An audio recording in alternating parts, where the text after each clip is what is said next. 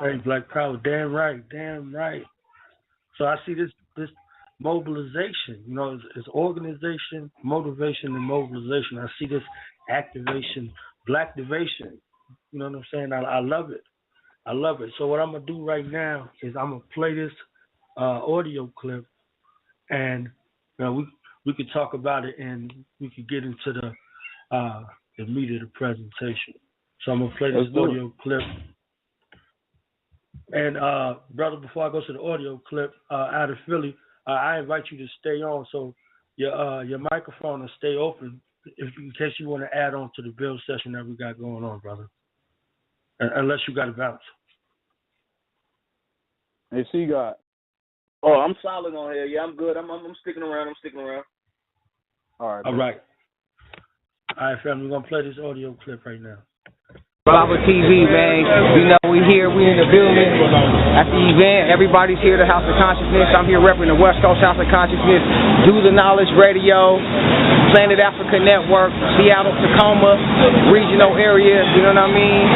So we up in here, man. It's a pleasure to be here. And first and foremost, I want to say to you, brother, thank you very much for them logos. This is the brother that makes all those powerful logos for Brother Sinetta. Yeah. This is the brother right here. I appreciate y'all. Yes, sir.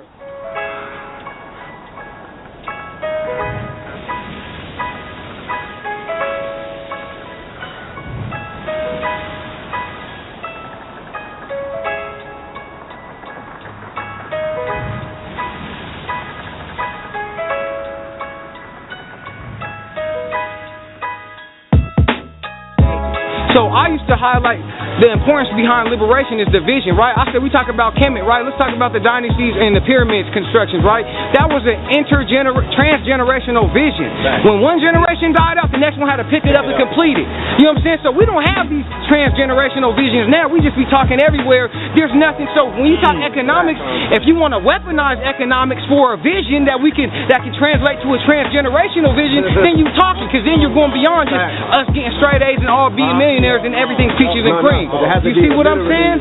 So weaponize it, and then we could talk. Then let's all get black businesses for the purposes of getting the fuck up out of here, for the purposes of doing, for rebuilding. To what I mean? So purpose behind having exactly. People understand having the education is a purpose. Having institutions and having the economic base is a purpose. Right. It's supposed to build you, sustain you, advance you as a people. Right. You know what I mean? That's the whole purpose, but there has to be principle, purpose. Right. Therefore, what are we real doing unity it for? have. Just to be millionaires and get straight A's and then what? It's all good? We're not mad at white people no more for what they did. We remain in America now when everything's all good. Now we could just be happy like the Jews and the Asians, and multiculturalism is living strong. That's it. Where you from, bro? I'm from Tacoma, Seattle. You know what I'm saying? Seattle. Yeah. And that's where the actual there's a lot of money out there. That's where the actual next debate is going down there too, right? The Revolution of Exodus. Yeah, well, I think it's not a debate. It's a lecture, a panel discussion. Yeah, panel discussion. All this, because we want you guys to bring up. Let's talk about Exodus. Like, how are you going to make that happen? Yeah. Which country are you going to go to? How are you going to Exodus? Right? Provide us a strategy. What are you going to do? How are we going to? What government are we going to practice? Are you going to still be a capitalistic government, a democratic government? Ask you a question now. Go ahead. I'm gonna evaluate the question from another angle. Okay. Now, say that you say an exodus, which means a vast majority. Okay, making an exodus. Okay, so it's a vast majority or a group of people in unison agreed in the idea that it is time to make a transition from where they considered home, the way they were rooted at, or were there long enough for it to become their home, become a mass of people, and then to move to making a vast exodus. So ideologically, a lot of us will have to agree on the exodus.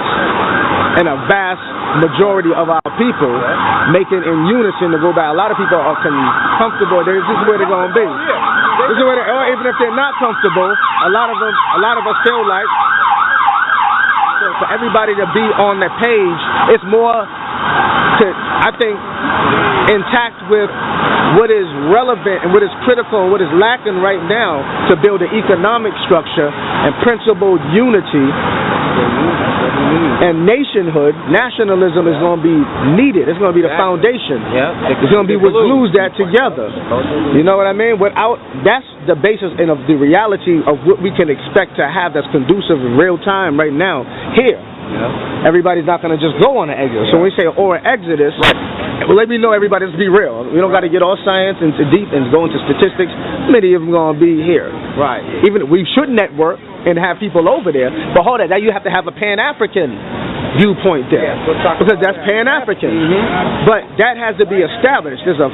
Everything happens in a process, and it evolves and it grows. But the people have to participate in that. The vast amount of people are not going to want to make an exodus before they would realistically step it up and start to unify and build nations and militias and value education, use economics as a weapon here, even first, before they make that choice. And then they have to have nationalism and Pan-Africanism as their political ideology to want a vast amount of people to want to participate, sponsor, or subscribe to that. Here's the point I want to highlight, tagging on to what Brother Sankofa said. So basically, I feel like whenever we talk about a lot of these things in terms of a future here in America, we sometimes overlook the fact, and this is why I emphasize Exodus, because I'm a proponent of Exodus, right? Because really, when you break shit down, the U.S. Census reports that in 2050, white people are no longer going to be the majority, right? And if you study the statistics of the U.S. Census, it's going to show, statistically, the Hispanic population is going to double, if not triple. The Asian population is going to double, if not triple. White people are going to go from like 65% to 48%. But black people, we currently make up 13 to 14% range, right? Do you know in 2050 what our percentage is going to spike up to? We're going to be at 15%, maybe 15.3%. So now, in 2050, every other race, now we're really a minority. Now the Asians done caught up, the Hispanics done skip way past it. So you think you're going to have a future here, and then we just got to think, you got to roll out? Nah, okay, all right, come get in. So basically, so another thing is like the Center for Disease Control.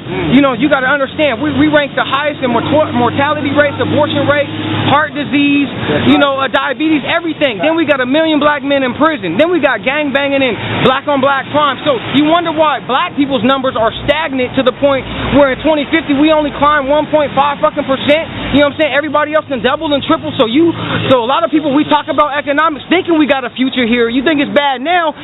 Go ahead, get your black businesses while you still ain't doing while everybody else still rises above you.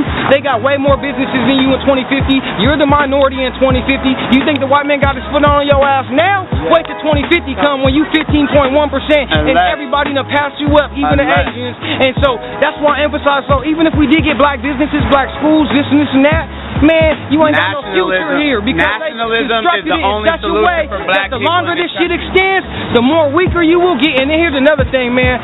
Like, the white man, we ain't even a threat to the white man all like that. The white man don't care if we go stand in the corner and die, because he don't need us no more. He done advanced now. He done monopolized on the world now. He done got all these other races now. If we die, white supremacy will continue to exist. Go ahead. And also, there's no white supremacy without black compliance. Let's remember that. I never heard anyone say that. True. But remember this: there's no white supremacy without black compliance. And the thing that Brother Priest was just saying, that he's done. The pink man has done his work on the minds of the masses of black people, people like us. Now, how were they able to do that? They educate. Malcolm X said, "Only a fool will let their enemy teach their children." Right. So who were we taught by? Right. Who were our parents taught by? Now, what's even crazier is that we see that same system going abroad. So not only is the blacks descendants of former prisoners of war, you know what I'm talking about, getting this miseducation, but the entire globe is. Right. Through American and Eurocentric imperialism. Another thing I want to highlight about the importance of Africa is that in Africa, whether or not, people will say, oh, Africans ain't going to want you. You know what? I'd rather take my chances. Because why? There's a billion black people in Africa. There's a billion black people in Africa compared to our 40 million here. You know what I'm saying? So you talk, people want to be revolutionary. 3 billion black people globally. So people want to be, we got to be realistic about this.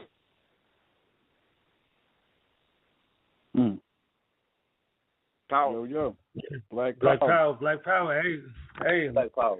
Hold on 1 second. Hold on.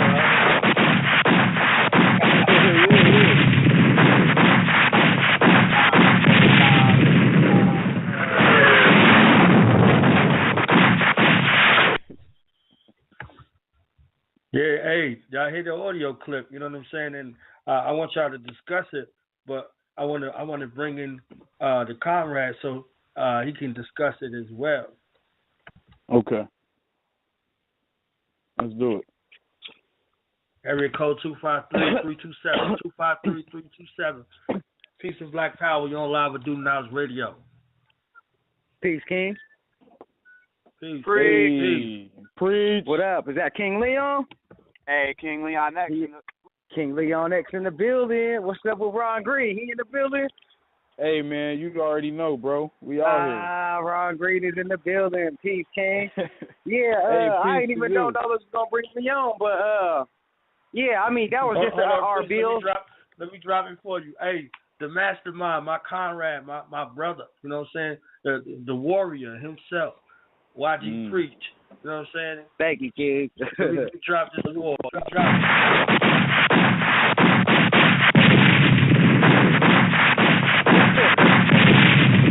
Dropping bombs. Phone flex. Yeah. Hey. Hey. Nah, this is a beautiful thing, though. Go ahead. I heard the audio. I want y'all to discuss it. Take the family back to the place. You know what I'm saying? Put them in the mind frame and the context y'all was in when this discussion came up. All right. First, I want to say though, you know, it's a blessing and an honor to have What's Up Africa movement on Dudes and Knowledge Radio. You know what I'm saying? Like these brothers, I've been knowing King Leon X for a while now. I first met him through Facebook because somebody posted one of his videos to my page, I believe, and I seen it, and so I started to follow King Leon, and I, just watching more of his videos. I loved his spirit, his fighting spirit, and so that's what made me reach out to him initially. And we linked up at the Million Man March on the front line, and I seen him and Ron Green pushing a hard motherfucking line. You know what I'm saying? These brothers was going so hard. You know what I'm saying? And I just loved everything about it. That's why I wanted to reach out to these brothers to get them on the show, because I felt like they deserved a spot on the show. They deserved, to get themselves heard, to tell the world what their movement is about. And, I seen it. They was on the front line. I seen it with my own eyes. And I think everything that these brothers represent is awesome. King Leon X, him and Ron Green with the What's Up African.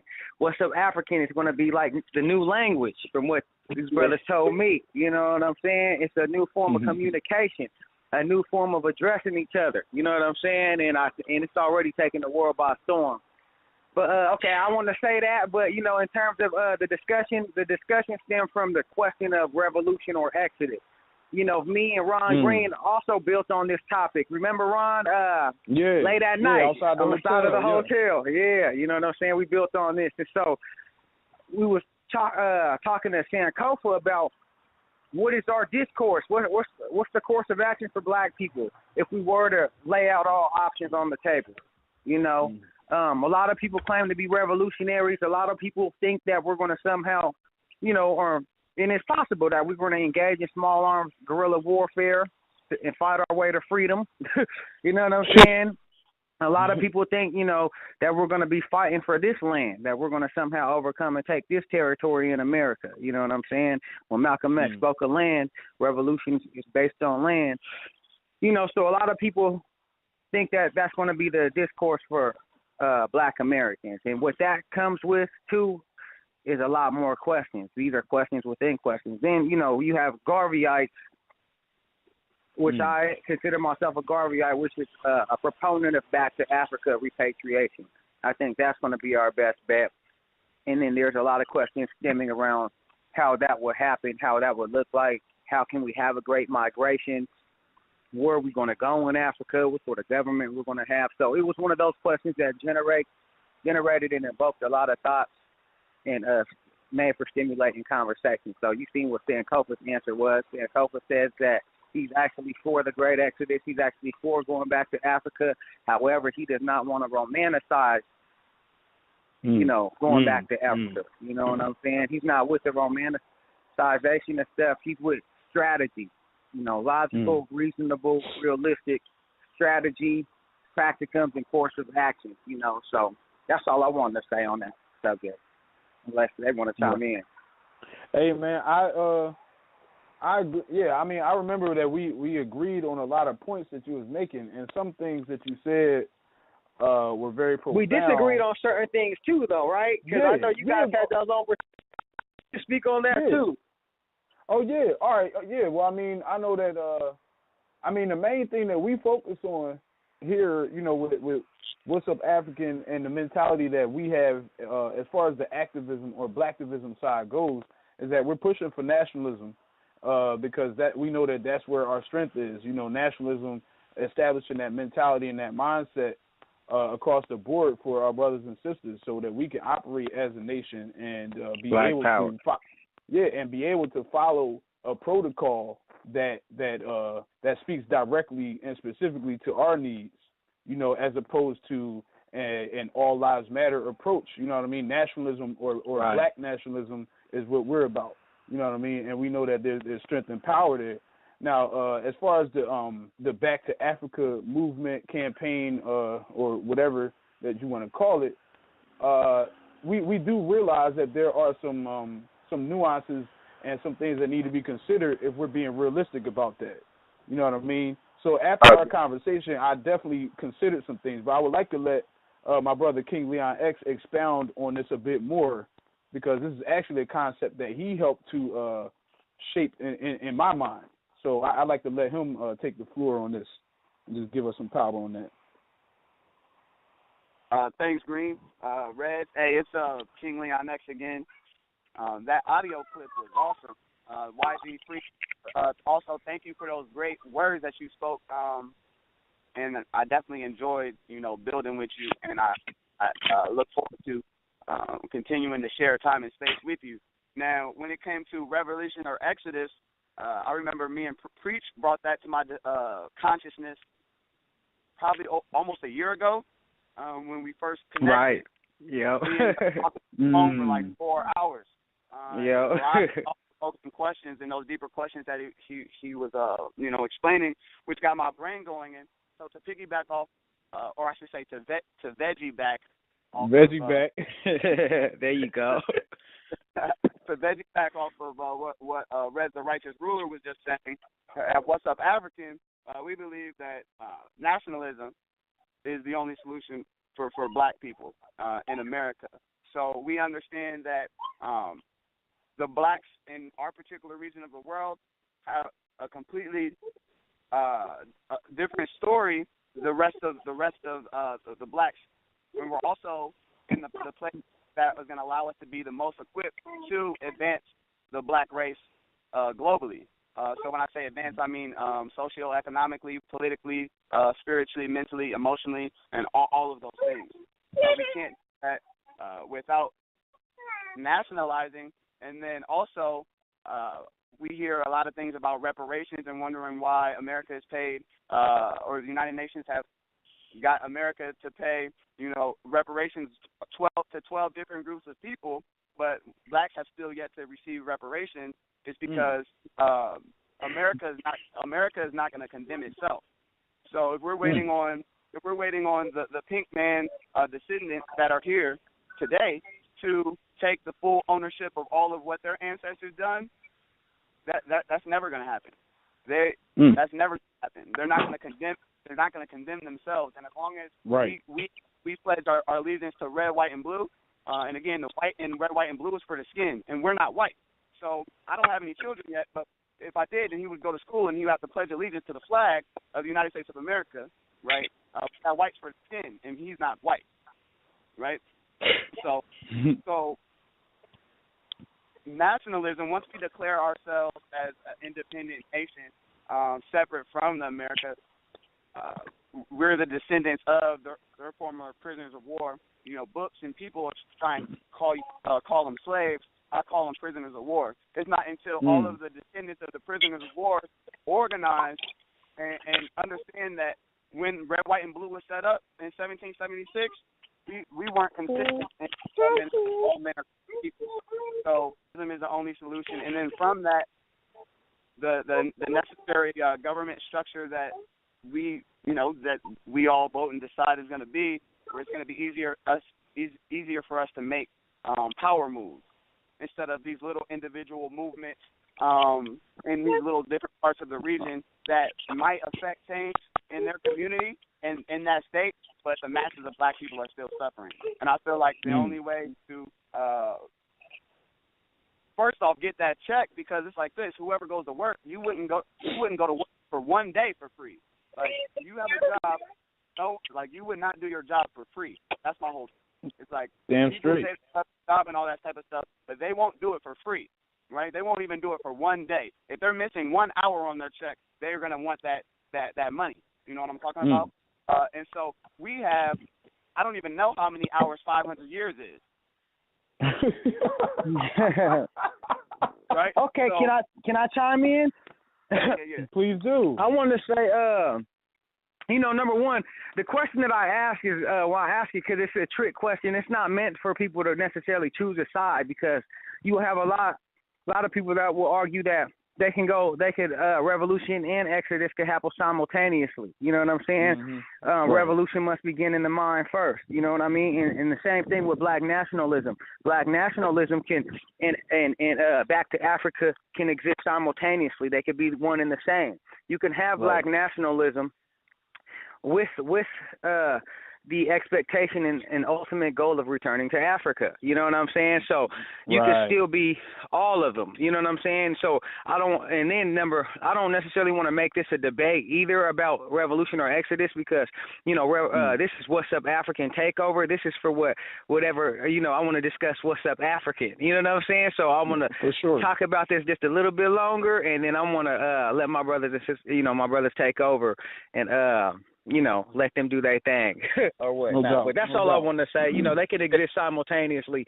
It's a trick question meant to invoke more deeper critical thought. It's meant to garner these sort of questions and draw up these questions in the African mind, because that's what, we see a lot of irrelevant, insignificant discussions going on at times. You know what I mean? Sometimes we talk about a lot of bullshit, and I feel like we need to start talking about realistic pathways to achieve liberation. And so when I talk about revolution or exodus, it's just meant to get people thinking about pathways, you know what I'm saying, to get us to where we need to get to. But that's all. Go ahead, John. And just to baby back right off of what you were just saying, Priest, about them coexisting, revolution and exodus coexisting, that's definitely the same type of mentality that we have here at What's Up African, except for when we say exodus, or when we're thinking exodus, it's not an escape. You know what I mean? We're not trying to escape from anything. You know what I mean? We're reclaiming. We first off found and taken back our righteous mind. And so now that we have our mind, and we have to take back our land. What land? That's all lands, and we do that by organizing the Black Collective. So when the mass exodus does begin to happen from America, and a lot of the Black Americans begin to go and spread out all over the world, they're gonna be equipped with the knowledge, wisdom, and understanding, and the strategies, tactics, and processes that are going to allow them to add value to the places that they go. But in America, we're treating the leaders for the globe. You know what I'm talking about? And so that kind of goes that transgenerational plan that you were speaking of, which we kind of have outlined. We have multi-generational, plans outlined within our strategy for What's Up Africa. So to reiterate that, when we do leave America to go to Africa and all these places, it's to add value. It's to add value and to uplift and empower. You know what I'm talking about? Right. So when you touch down wherever you go, you automatically can be profitable, and valuable and even successful on some levels. You know what I mean? Just because you understand how to relate to the world and your place in it as a new African. Because we that's what we're coining ourselves. We're the new Africans. You know what I mean? Like, you got all these different types of people everywhere who can define themselves by where they're from and everything. We here in America, most of us have no clue, like, where exactly we're from in Africa anyway. You know what I mean? And people saying, "Oh, you're from Africa. Yeah, you're from Africa, but you should do some more research. Oh, you should look deeper." All right, fine. We can do all that to the cows come home, but them people still, yet and still, we are attached here to this landmass. You know what I mean? This is where we born. This is where our minds was developed and shaped and everything. So we can't escape remember that how aspect. we got here, though. We got kidnapped, though. See, that's what I'm saying. No, that's the only reason why. No, you right. No, you right. You right. You definitely right. So all I'm saying is, just take. Yeah, we here now. So it's like we still have to operate with what we like who and how we are now. So we're never going to be the Africans of old. We ain't. So that's why when people start talking about, oh, we need to get back to this and we ain't going to get back to that. How the hell are we going to get back to that? You know what I mean? Most people don't even know how to do. We don't speak our native tongue. We don't even have our native tongue. We don't speak our native tongue. That's what I'm saying. You talking all this shit about getting back to the old ways. There ain't no damn way we gonna be living like that in America. You can't. You can't do it. And the that's what I'm saying. And this see God and like we got to work on what we got right here. Like a lot of average in the masses, our people in the masses. A lot of people don't even got their rent today. Yeah. You feel me? Yeah. So how you preparing to go to Africa? You miss me with that. You feel me? Fix this shit. Fix the problem that we got here, and have that new African state of mind. And then, you know what I'm saying, you won't even have the urge to leave where you at to go to, you know what I'm saying, to the quote unquote motherland. You know what I'm saying? Which is good, and I'm not downplaying that. But you know what I'm saying, we here. You feel me? Our children are here. And it's what I'm saying. I understand that. No, go ahead. I was going to say that. Go ahead, Ron. Oh, no, all I was going to say is, just because, like you said, we don't want to get too far off on a tangent with this. Yeah, we don't want to get too far off. Yeah, basically, I think we all have the same goal. You know what I mean? Right. We all are speaking to the same solution to this issue that we all face. You know what I mean? So it's just all about bringing them things together and, like you said, having meaningful conversations where we can, find some middle ground and start really attacking this shit for what it is. Right. You know what I mean? Exactly. We could debate and talk about everything to the cows home, but it's like, look, how you going to get some food in your fridge? You know what I mean? Like, what do we got to do to make sure that, you know what I mean, that your children are being educated? What do we have to do to make sure that you are getting what you need spiritually or something like that? You know what I mean? So it's like we got to really, be able to bottom line these conversations and then move on. You know what I mean? Like talking about what's real. And, you know what I mean, we can deal with all the other theories and concepts and shit later. Factors, you know what I'm saying, like a bunch of non-factors, and that's what I see, like a lot going on with our people. And this C guy, by the way, it's like, you know what I'm saying, let's move. Let's everybody know the problem. It's easy to identify the problem. You know what I'm saying? Let's work on solutions together. You feel me? And that's basically what RBG Fridays is. What's up, African? You know what I'm saying? That's basically, you know what I'm saying, our mission. If you know what I'm saying, Ron, Leon, y'all can agree. Like, basically, we just trying to skip all the bullshit. You know what I'm saying? Get back to the root, man, the grassroots, man. And this is a perfect segue going into explaining what's up African and who we are, what we are at the core of this operation. And go for it. And what we are, what's up African is all about. It's all about empowerment. It's all about black love. It's all about turning inward. The solution comes from within. We not gonna find nothing we need outside of us. You know what I mean? So what's up African is like that. Just the term, not what's up African. It only speaks to one type of person, and that's black people. You know what I mean? Whether you identify with your African roots or not, is irrelevant to me, because at the end of the day, you cannot refute the fact that we all come from the seed that was planted in Ethiopia. You know what I mean? We can't escape that. We all originate there. So what's up African is a blanket. It's an umbrella. You know what I mean? And it's over all of us, and we pulling everything in, everybody in. So now it's all about black empowerment, black love, and just helping to elevate our mind state so that we can further elevate our standard of living and operation here. If we're empowered in our minds and empowered enough to be able to not only love ourselves, but that will also allow us to love other people properly. And what's up African is all about black love. So we know that black power is in black love.